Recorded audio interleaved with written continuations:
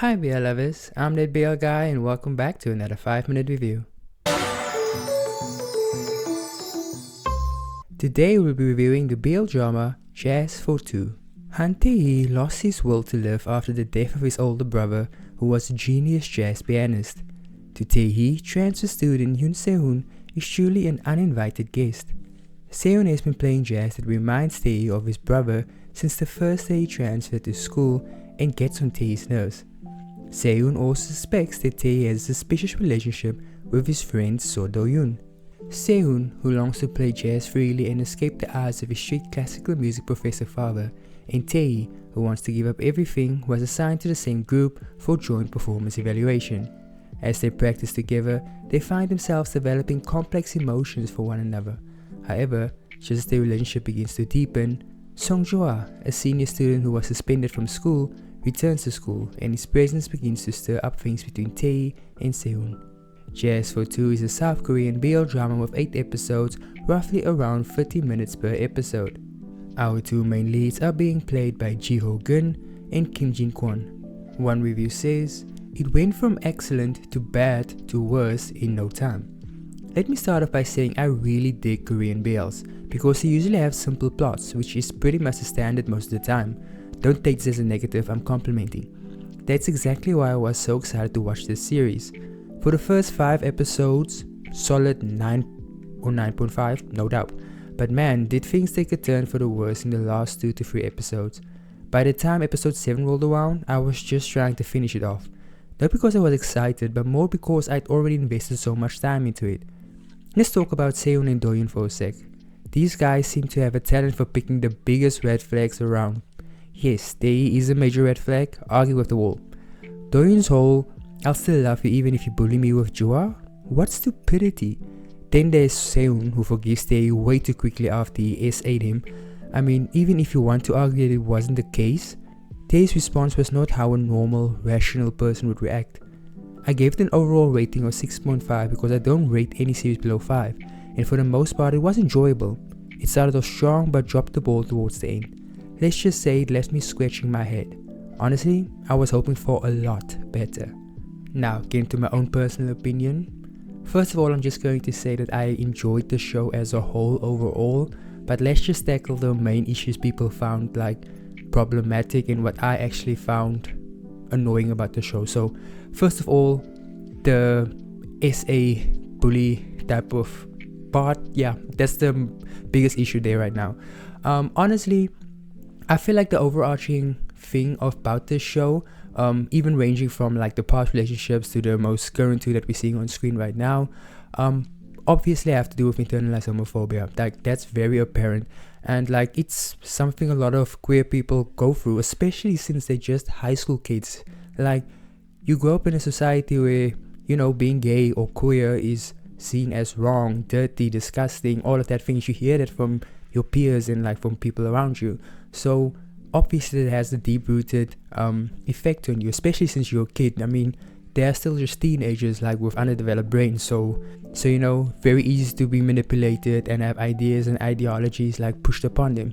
So that's kind of a big part of it, and that's something that happens in real life. There are a lot of straight, in air quotes, people who struggle with their sexuality and then take it out on other gay people because they get to be free, but they themselves don't know how to be that, how to accept themselves, how to love themselves.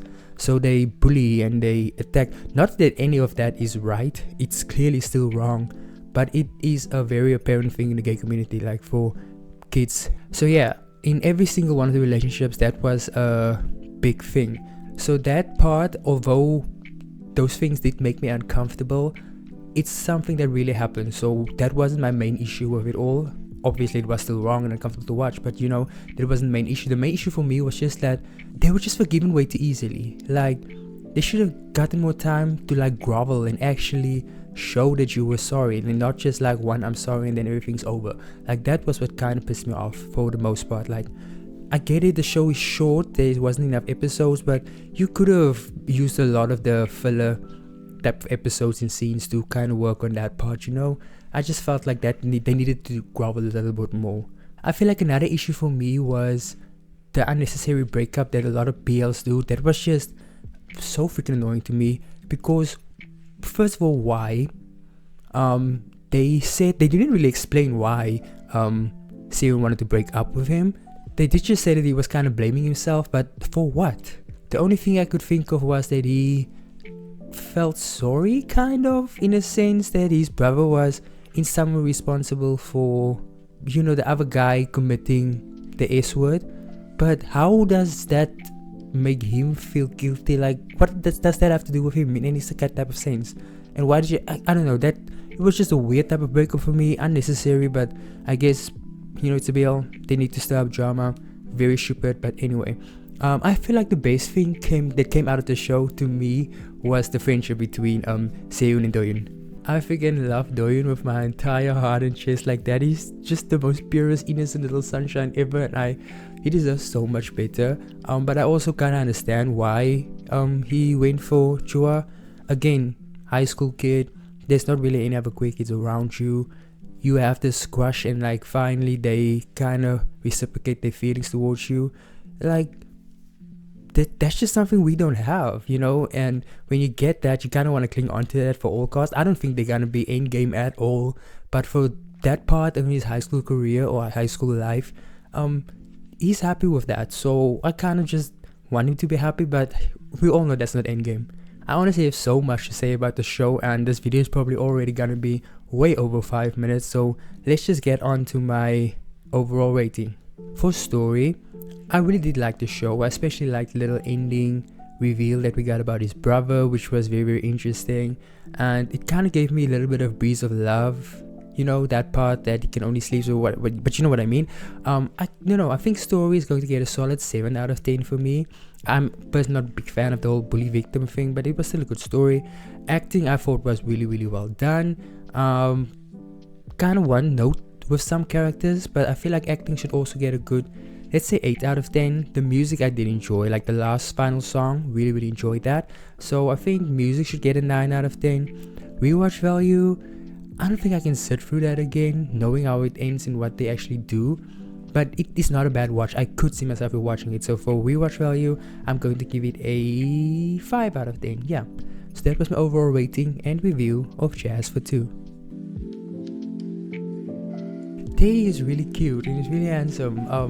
Sexy in a kind of sense. He kind of reminded me of Harin from Wanwi, if you know what I'm talking about. But yeah, I really did like him. I didn't know the chemistry between them was just meh. Nothing sensational, very, very exciting, but it was okay, I'd say. I don't know what the blurry kisses and the umbrella, what was that? Why did we need that? But anyway, that's it.